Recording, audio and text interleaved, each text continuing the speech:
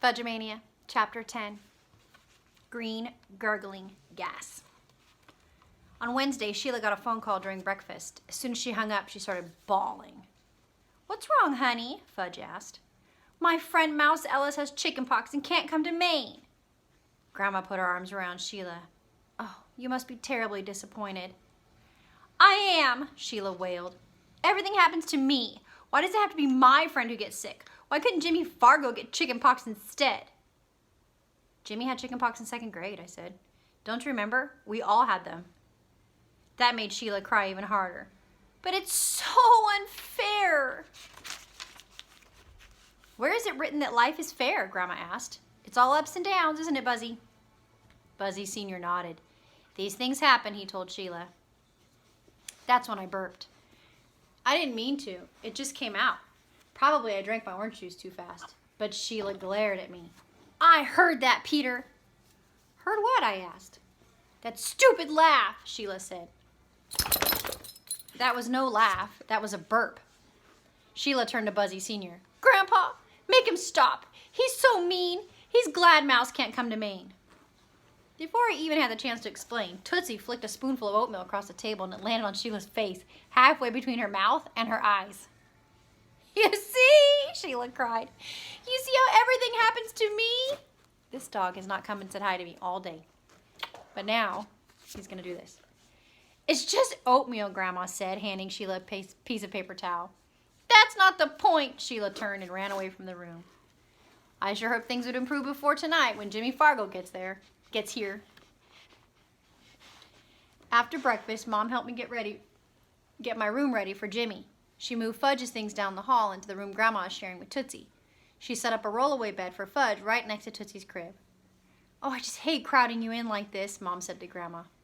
"I don't mind," Grandma said. "Sleeping in the same room as my grandchildren is a privilege. It's a lot more fun than sleeping in a room by myself." "You should get married, Grandma," Fudge said. "Then you wouldn't have to sleep in a room by yourself." He jumped on the rollaway bed. "That bed isn't designed for jumping," Mom told him. "It's going to collapse if you don't stop." Fudge tumbled off the bed like some Olympic gymnast and landed on his feet. If I tried that, I'd probably break a leg.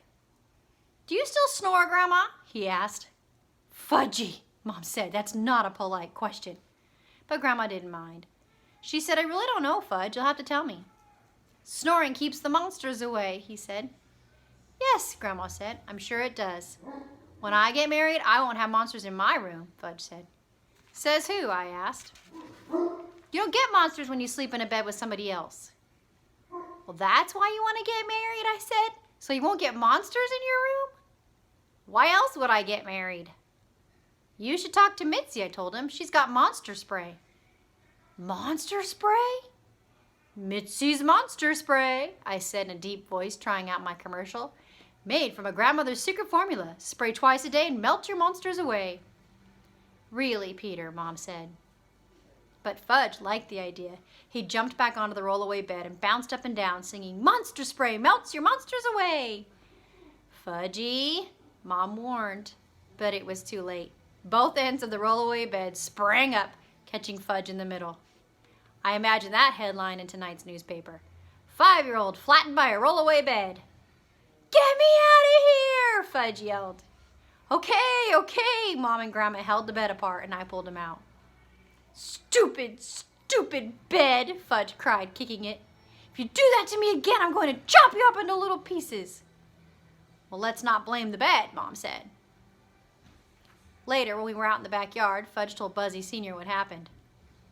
"Those beds can be very tricky," Buzzy Sr. said.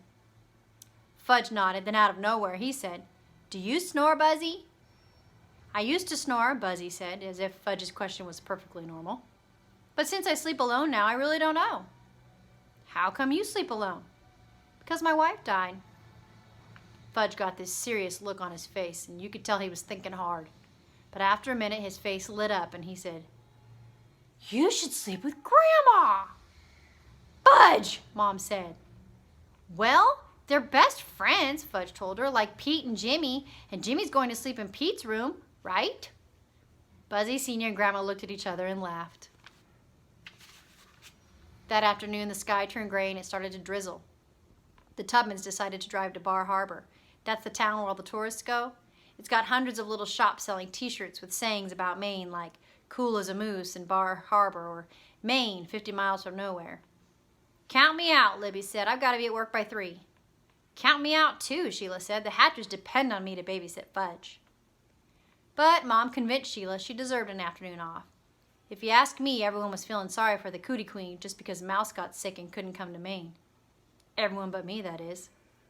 Still, I felt relieved when the Tubmans left. Oh, I hope they go out for pizza and catch a late movie, I thought. I hope they like the action in Bar Harbor so much they decide to stay for a week. They still weren't back when Mr. Fargo called from town asking Mom for directions to the house. That was a good sign because by then it was after 6. I waited on the porch. When I saw Mr. Fargo's truck, I ran down to the road. His truck is really old with rust spots around the fenders. It's painted the color of bile. That's like throw up, the part of throw up. It's the stuff that eats up the food in your stomach. Not that I've ever seen bile, but last year in school we learned about the digestive system, and that's the way I imagine it. A sick, greenish brown color. Turtle barked. It's Jimmy, I told him as I waved Mr. Fargo into our driveway. At first, Jimmy couldn't get out of the truck. The door on his side wouldn't budge. He kicked it a couple times and banged it with his shoulder, and finally it creaked open. By then we were all laughing. Turtle jumped up and tried to lick Jimmy's face. Good boy, nice doggy, Jimmy said, patting him. Turtle knows a friend when he sees one, I said.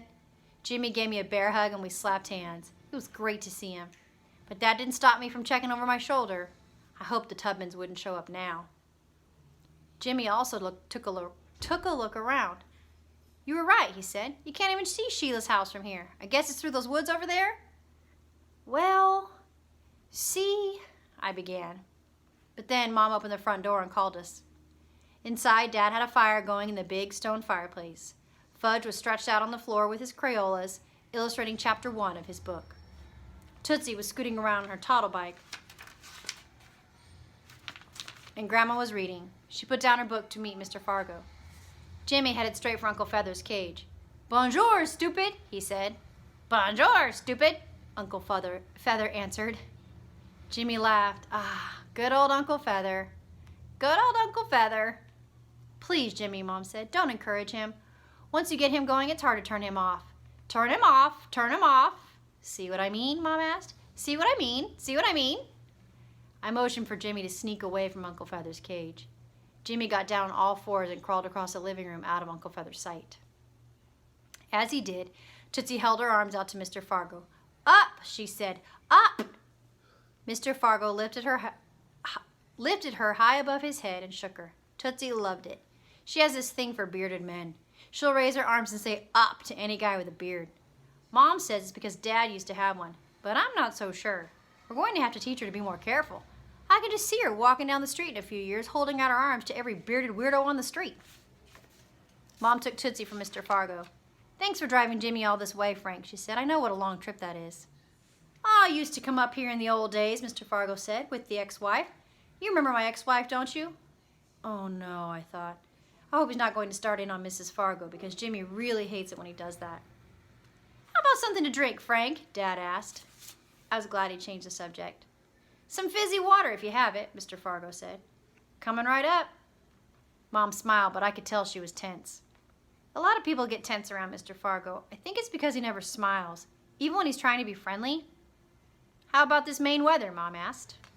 You have to have weather, whether or not, Mr. Fargo said. He used homophones, the two weathers. Jimmy groaned. That's so bad, Dad. I heard a car pull into the driveway. Oh no, I thought, not now. The car door slammed, and a minute later the Tubmans came bounding up the porch steps and into the house. Sheila headed straight for the fire. Oh, it's so cold and damp, she began. She stopped when she saw Jimmy. Oh, it's you. What's she doing here? Jimmy asked. I'll explain later, I whispered. But Sheila explained for me. I happen to live here. This happens to be my house. I thought this was your house, Jimmy said. Well, see, I began. We share the living room and the kitchen, Sheila said. We eat breakfast and dinner together every day. Jimmy looked at me. I don't get it. Well, it's like two houses in one, I told him. It's like they're connected. Connected? Yeah. Joined together? I said. I looked over at Sheila. She was enjoying this. Joined together, Jimmy said. Sheila laughed out loud and I glared at her. See? Our family lives over there, I explained, pointing to our side of the house, and her family lives over here, and the living room and kitchen are sort of in the middle. Jimmy just stood there with his mouth half open. Sheila picked Jake up and started kissing her. Isn't my dog adorable? She asked Jimmy between smooches. I thought you were afraid of dogs, Jimmy said.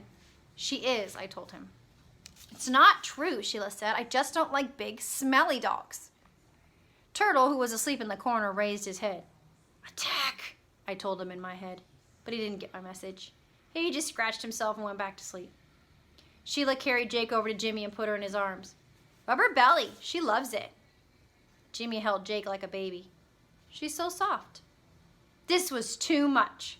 I was glad when Dad called. Dinner's almost ready. Pasta with Anne's special sauce. Mr. Fargo suddenly came to life and said, Better get our things inside, Jimmy. When Jimmy and his father went out to the car, Mom said, Did he say our things? Well, he meant Jimmy's things, I told her. I hope so, Mom said, looking worried. But then Jimmy carried one duffel bag into the house, and Mr. Fargo carried another. I don't have much, Mr. Fargo said. Just this and my art supplies. You're planning to stay with us? Mom asked. No point in trying to camp out in this weather, Mr. Fargo told her. From the look on Mom's face, I thought she might faint. He totally invited himself. Wow. There was a long, awkward silence. Finally, Dad said, You can have the sofa in here, Frank. It's the only available space left. Unless Grandma sleeps with Buzzy Sr., Fudge said. Then I can sleep in Grandma's bed and Mr. Fargo can have the rollaway. Everyone looked at Fudge, including Mr. Fargo. Don't go into any trouble, he said. The sofa looks good to me. Later, when Jimmy and I were in the bathroom getting ready for bed, he said, I'm really embarrassed about my father. Anybody can see you've already got too many people in this house. Oh, it's no big deal. And I handed him a towel. Yeah, right. That's how come your mother almost fainted. Well, that's only because we're out of beds, I said. You think my father cares about beds? He likes to sleep on the floor. It's okay. Forget it. Jimmy spit out his toothpaste. You know he's weird, and he doesn't mean to be, but he is. He's not that weird. I flushed the toilet, which reminded me of my poison gas story. Look, I said, I'm embarrassed too. I should have told you about sharing a house with the Tubmans, but I didn't find out until we got up here, and then, well, I was afraid if I told you, you wouldn't come. I probably wouldn't have, Jimmy said, but now that I'm here, it doesn't seem that bad. I was glad I wouldn't have to lie to Jimmy after all, and telling him the truth wasn't as hard as I thought it would be. Still, I couldn't help wondering how he would have reacted to my story. I decided to find out. As soon as we were in bed, I said, Did you hear about the poison gas? What poison gas? The poison gas in the toilets. What toilets? Some guy up here, he had poison gas in all his toilets. What do you mean, poison gas? Jimmy faced me and propped himself up on his elbow. It was this green, steamy, gurgling stuff that bubbled up every time we flushed. Green, steamy, gurgling stuff? Jimmy started to laugh. It's not funny, I said.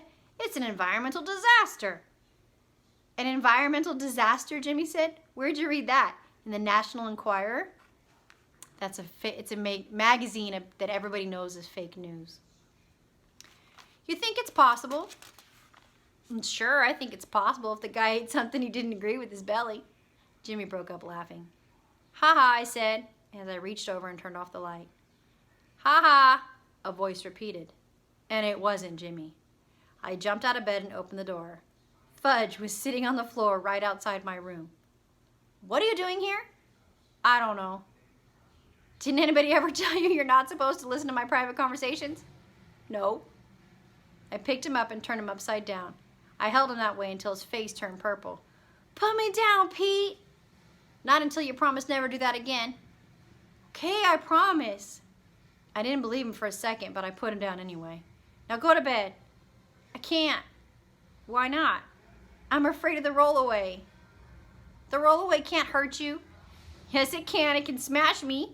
So I'll sleep here with you and Jimmy. No, you won't. I carried him down the hall and dropped him in the rollaway bed. Grandma Tootsie were already asleep. Fudge listened to Grandma, who was snoring softly. "No monsters tonight," he whispered, pointing in her direction. "Right," I whispered back. "So go to sleep." "Tuck me in," he said. I tucked him in. "Now kiss me goodnight." I was about to drop a light one on his forehead when he reached up, grabbed me around the neck, and pulled me down. Then he planted a big wet smackaroo right in the middle of my face. "Sweet dreams, Pete." Aw, little brother love.